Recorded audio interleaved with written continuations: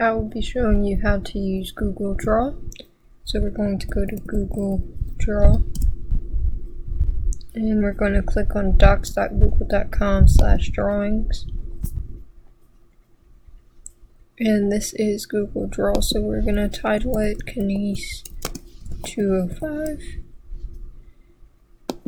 And we can insert an image, a text box. You can insert shapes, so let's just insert smiley face, and there's your smiley face. Once you enter it, you can change the color of the font, the type of font, the size, whether you want it bold, italicized, underlined.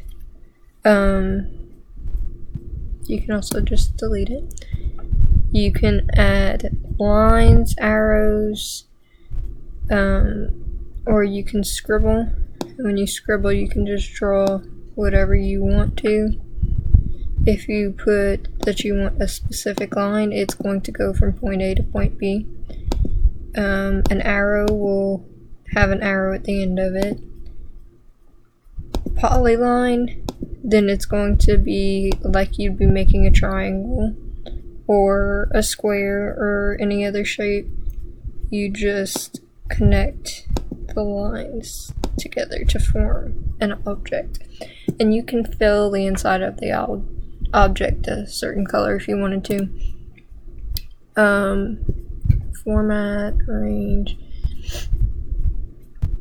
You can also insert word art, so you just type example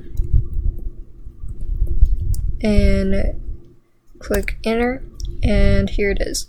So then once again you can fill the color, and it'll change the color. You can change the font, you can make it bold, italicized, and that is how you use Google Draw.